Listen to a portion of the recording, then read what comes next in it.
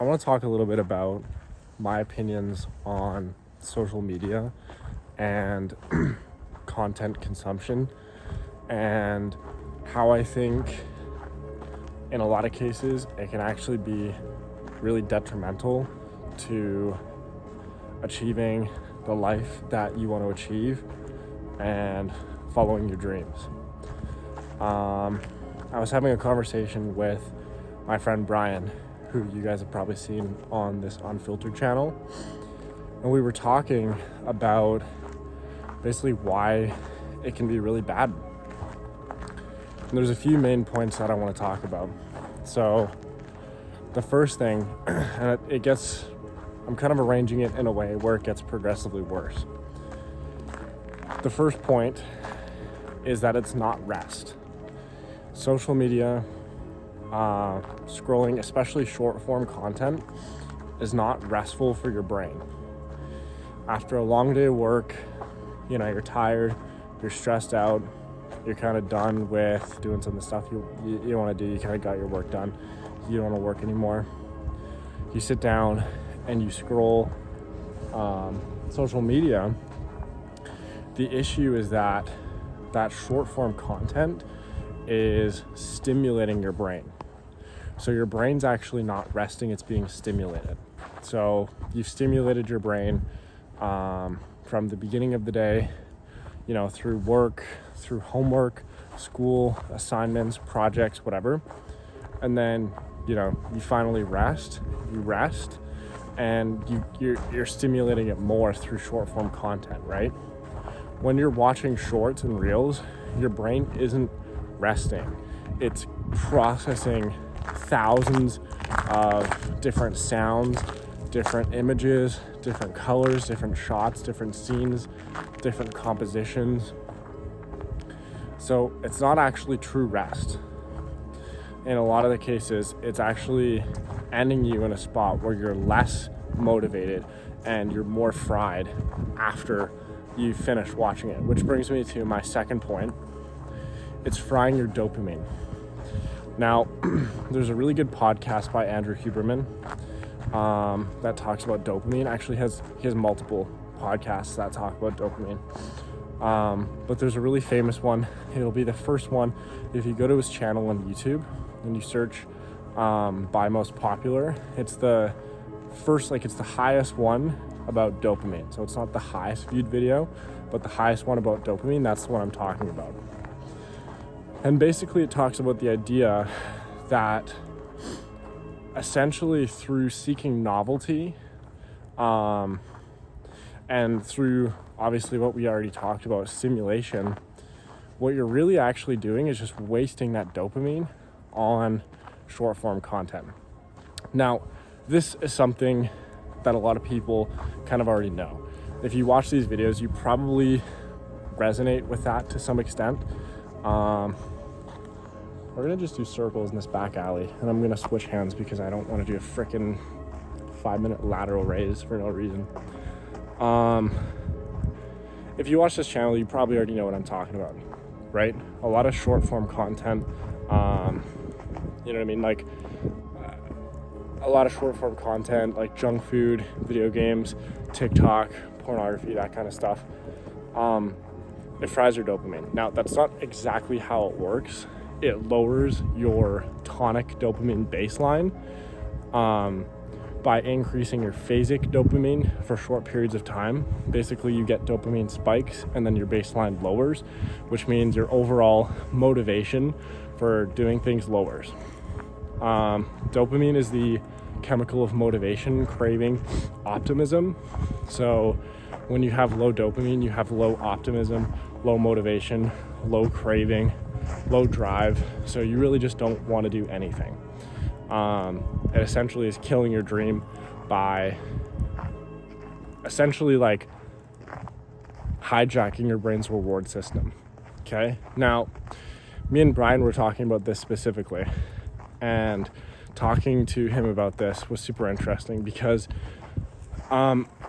essentially I created this thesis that not only is it killing your motivation and overstimulating you, not giving you true rest, but the third thing is that it's also deleting your life. Okay, crazy statement, but I'm gonna back it. And let me know if you agree or disagree. I always like having open conversations. I always like talking to people about these ideas. But essentially, in order for a human to form cohesive, true memory, you have to have repeat experience, okay? Or at the very least, you have to have the experience at a long enough duration to where you can piece things together and create a cohesive story or a series of events. And what I mean by that is I can think back and remember the day I graduated high school. I can remember the day I dropped out of university. I can remember the day I hit my first video that got 1 million views, okay? A lot of the time when you're scrolling short form content, you don't remember what you're actually watching. And the quickest way to kind of prove this is, okay, remember the last 10 reels you watched, the last 10 TikToks you watched. Okay, what about the last 5? Oh, I almost died. What about the last 5? In a lot of cases, you actually can't remember these videos going by because they're so short. You know, these 15, 20, 30-second clips are so short that there's not enough data for your brain to create a cohesive memory, okay? So your brain can't create a memory on these short forms of content because there's not enough of like a story or an experience for you to remember, right? You're just scrolling past like random bits of data, right? You can't remember anything. So when you think of someone who, let's say they get home from work, they're tired, they take out their phone and they scroll TikTok for, let's even say 1 hour, okay? They scroll for 1 hour. Now, the average screen time for kids my age roughly is, I think it's like 4 hours or something, which is absolutely crazy. By the way, there's absolutely no judgment towards the people. There is judgment towards the companies. If you guys don't know, this is not some conspiracy theory. They literally hire behavioral scientists and psychologists to make these platforms as addicting as possible. Okay, this is not a conspiracy theory. No tinfoil hats. You can search it up. It's public information. But essentially, imagine you have somebody scrolling for an hour a night, okay? Now, because they're scrolling such short form content, they don't remember any of the videos they've seen. Now, you can kind of think back and maybe like you'll remember 3 or 4 videos from that scrolling session, right? You find this new creator, you start watching his videos, you remember it, but you don't actually remember the time you're spending, okay? You're not in the present moment. What does that do? So, let's say you're scrolling for 1 hour a night. That's 365 hours per year. Now, I'm not gonna do the math because, bro, actually, should I do the math? You know what we could do? Because like my mental math is not that good. But what we could do is we could divide that. Let me set you guys up on here. I'm gonna do the math on my watch. So you have 365 times, let's say you start scrolling at the age of 15 and you die at 85. So that would be 70 years. So times 70. So that's 25,000 hours. Let's divide that into 24, would it be? Yeah, so that's 1,000 days. And then divide that by 365 again. That's 3 years. It said 2.9. Please correct me if that math is wrong. It said 2.9. My theory, my thesis, essentially my argument for why I'm making this video is that if you're scrolling videos for even just say an hour a night, okay? An hour a night would be 3 years of your life that you're not going to remember, okay? You're not going to remember those 3 years of your life. It's like you're in some sort of coma for 3 years, okay? obviously this is not that big of a deal, because in this experiment, we're only assuming that the person is scrolling for 1 hour a night, which is very conservative compared to, the general average for kids my age. Now let's increase that to the actual true average. Okay, we're going to multiply that 3 years by 4, because we assumed the person scrolled one night, but the average is actually we assumed the person scrolled 1 hour, but the average is actually 4 hours. So we're going to multiply that by 4. That's 12 years of your life, which is absolutely crazy. That's insane.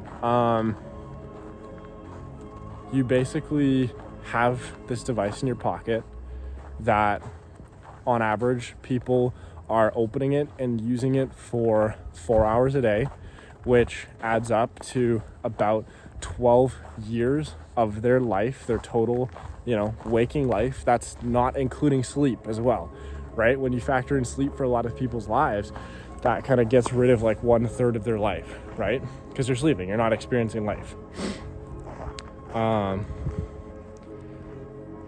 That's brutal.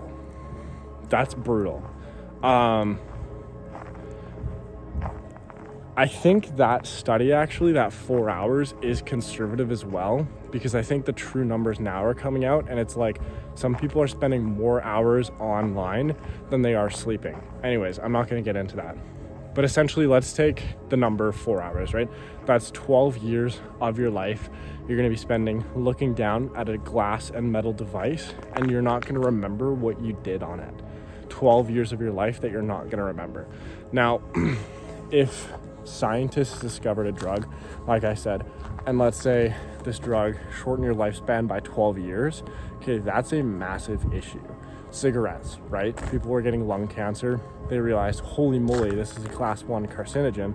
This is really bad. This is shortening people's lifespans. And they took that really seriously. But what people are not really taking seriously is the idea that every kid, like 95% of kids, have social media, and especially the short form content. They're scrolling it, and it's shortening essentially now this is my thesis, right? You're taking this device and it's shortening the amount of like waking hours that you remember in your life. Okay, you're deleting years of your life, years of memories you could have. 12 years. That's 12 waking years. That's not factoring in sleep either. That's 12 waking years. And that was just through doing some quick calculations, right? I'm sure if you actually stretch the numbers, it would be closer to something like 15, 16 years, assuming you're sleeping for, you know what I mean? Like, because the 12 years is like not factoring in sleep, right? It's just 12 years of being awake, assuming you're awake for 12 straight years. But anyways, I just wanted to share that as an idea, because it was something my friend Brian and I were talking about, and I kind of realized like, whoa, this is pretty insane.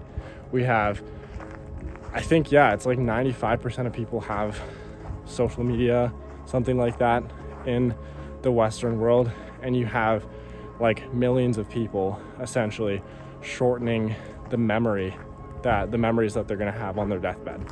And I think that that's wild. I'm a strong proponent in following your dreams. I think if you need to do that, if you're going to do that and you feel the need to get off social media, you feel the need to delete YouTube, I'd rather you not watch any of my content and pursue what you want to do, instead of, you know what I mean, like being distracted by social media if it's a distraction. No, I think it does have its place. I think it's good for inspiring people.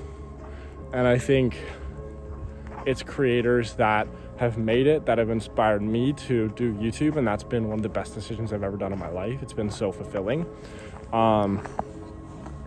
But I think at the end of the day, if you are distracted by this stuff, then, or not distracted, it's just like, if you just don't want that trade, you know what I mean? Like, I think YouTube is a little bit different because at least it's longer form. I'm specifically talking about the adoption of kind of the short form TikTok style back, when it kind of started in like 2018, 2019, when it really picked up. But I mean, if you think about it, like, you know, really none of it's like amazing for you. You know, I only watch YouTube for, I have it so it turns off at 12 p.m. I have basically like restrictions, so I can't watch any short form content. I just don't like it. I don't want it in my life. I deleted Instagram back in 2023, and it was like by far the best decision I've ever made in my life. So yeah, I don't know. Hopefully this video kind of, at least at the very bare minimum, creates some conversation and inspires some people to kind of like think about this stuff, because it's stuff I think about a lot. Yeah, it's stuff I think about a lot. I think every single person is given a gift. I think every single person should follow their dreams. I think every single person can do that. The universe works in ways where it just kind of like allows you to do it. And so I think that everybody should do that if they want to. But I think, you know, you have these apps, you know, these phones that people have that are, you know, basically stealing their rest, right? They're overstimulating people. They're robbing their motivation, their drive, their optimism. So people are looking at life through a tainted lens. It's not true to the kind of God-given motivation you were given. It's being sapped out of you. And I mean, ultimately, it's basically stealing, I think, you know, years of people's lives, right? Like, I just think that's crazy. And I almost just died on the ice again. But yeah, I don't know. It's stuff I think about a lot. So I've been dying to make this video over the last few days, and I was going for a walk and I was like, I may as well. But yeah, I'm gonna head back and maybe script a little bit more. I'm working on a video where I try to sneak my dog into a movie theater. I'm just gonna name drop the exact video thing right now. Like, I'm sneaking my dog into a movie theater. Because literally, like, no, I don't think anyone's gonna watch this video and be able to make the idea fast enough. But yeah, I'm working on scripting and planning that. I've been working on it for a while. It's been taking a lot of time. I also have a video that's almost ready that I just need to film the intro for. But yeah, that is pretty much it. I also have to pee really bad, so I gotta frickin' waddle home. Anyways, please follow your dreams. Life is once.